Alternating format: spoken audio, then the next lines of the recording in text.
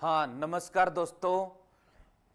रक्षाबंधन श्रावण पूर्णिमा को मनाया जाता है। आज इससे संबंधित महत्वपूर्ण जानकारी, कब से इसकी शुरुआत हुई, किस किस राजा से संबंधित क्या क्या कहानियां हैं, क्या क्या शिक्षा मिलती है हमसे, इस सब के बारे में डिटेल से जानेंगे, जो कंपटीशन की दृष्टि से भी महत्वपूर्ण है। चंदन की लकड़ी, फूलों का हार, अगस्त का महीना, सावन की बहार, भाई की कलाई, बहन का प्यार, मुबारक हो आपको रक्षाबंधन का त्योहार। सबसे पहले कि रक्षाबंधन त्योहार की शुरुआत कब हुई दोस्तों, इसकी अलग अलग मान्यताएं हैं। एक बार भगवान इंद्र का असुरों के साथ, राक्षसों के साथ लड़ाई हो रही थी तो इंद्र की पराजय नजदीक आ रही थी। तो फिर कृष्ण भगवान दिया हुआ कोई धागा इंद्र की पत्नी इंद्राणी ने इंद्र को बांधा और इंद्र की जीत हुई। तब से इस त्योहार के मनाने की शुरुआत मानी जाती है। दूसरी रिवाज ये है, कृष्ण की बहन थी सुभद्रा ने कृष्ण की कलाई के ऊपर सबसे पहले धागा बांधा था, तब से इसकी शुरुआत मानी जाती है। इसके अलावा महाभारत में एक बार कृष्ण घायल हो गए थे, कृष्ण की उंगली में कोई चोट लग गई थी, तो द्रौपदी ने अपनी साड़ी का छोटा सा टुकड़ा फाड़ करके और उसकी उंगली के बांधा था। ठीक है, तो कृष्ण ने वचन दिया था कि मैं तेरी रक्षा करूंगा, और जब चीर हरण के दौरान उस वचन को भगवान श्री कृष्ण ने पूरा किया, यानी द्रौपदी को कृष्ण उस दिन से अपनी बहन मानने लगे। तो ये भाई बहन के प्रेम का प्रतीक है। ठीक है, मां यमुना ने भी यमराज को राखी बांधी थी, मां यमुना ने भी। फिर राजा बलि,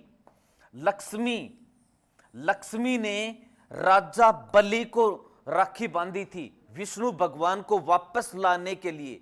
लक्ष्मी ने गरीब स्त्री का वेश धारण करके और राजा बलि को राखी बांधी थी कि विष्णु को वापस लेके आए। ठीक है, और श्रृंगी ऋषि भगवान चक्रवर्ती राजा दशरथ की बेटी थी शांता, यानी राम की बहन। इसकी शादी हुई थी श्रृंगी ऋषि के साथ। तो ये शांता ने भी राम को राखी बांधी थी। और अयोध्या मंदिर, जहां पर रामलला पर रक्षाबंधन के ऊपर राखी बांधी जाएगी, वो मधुबनी शैली की राखी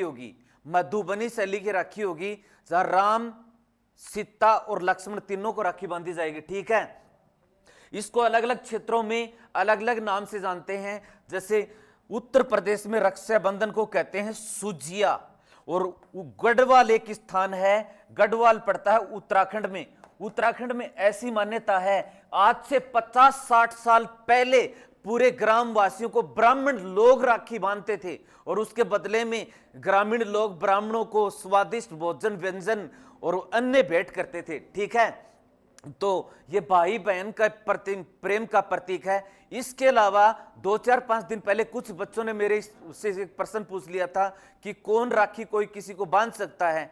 राखी कोई किसी को भी बांध सकता है। रक्षाबंधन का मतलब ये हुआ कि जो भी आदमी किसी की रक्षा करेगा वो उसका अपने किसी भी सहयोगी को बांध सकता है। क्या पति अपनी पत्नी को या पत्नी अपनी पति को राखी बांध सकते हैं? तो हाँ दोस्तों, बांध सकते हैं, बिल्कुल। ठीक है, और रविंद्रनाथ टैगोर, जिसको गुरुदेव कहते हैं, रविंद्रनाथ टैगोर, जिसने ये भी परंपरा चलाई थी कि हिंदू मुसलमान आपस में राखी बांधे। अब आजकल जेंडर न्यूट्रल क्या है? जेंडर न्यूट्रल आजकल प्रचलन में आ रहा है। जेंडर न्यूट्रल रक्षाबंधन ये क्या है कि कोई मित्र भी अपने मित्र को राखी बांध सकता है, कोई पुरुष भी किसी दूसरे सहयोगी पुरुष को राखी बांध सकता है। जिन भाइयों के बहन नहीं होती वही इस पीड़ा को, जिन बहनों के भाई नहीं होता, इस त्योहार के दिन इस पीड़ा को वही सबसे ज्यादा समझते हैं। बताते हैं दोस्तों, गोपी चंद जब राजकाज छोड़कर के गुरु गोरखनाथ के शिष्य बन गए थे और गोपी चंद ने उसकी परीक्षा ली कि तू इनसे भिक्षा लेके आ, तो वो अपनी मां से भी भिक्षा ले आया, अपनी मां से भी भिक्षा ले आया, और अपनी पत्नी से भी भिक्षा ले आया, और पत्नी से भी भिक्षा ले आया। फिर गोपीचंद ने उसको कह दिया कि तू अपनी बहन से भी भिक्षा लेके आ। तो उसकी बहन का नाम था चंद्रावल। चंद्रावल के सामने जब जाकर के गोपीचंद ने अलख जगाई, अलख निरंजन, तो उसकी बहन ने बड़े मार्मिक शब्दों में कहा कि रे गोपीचंद, तू मेरे एक के भाई था, तने जोग ले लिया, तने यो के कर रे। तो उस वो बताती है गोपीचंद को कि तब मांग मांग के पेट भरो के ठीक गुजारा हो से, के बेरातन बाण भाई कितना प्यारा हो से। तो रक्षाबंधन का त्योहार आप सभी को मुबारक हो, खुशियों से मनाए। धन्यवाद।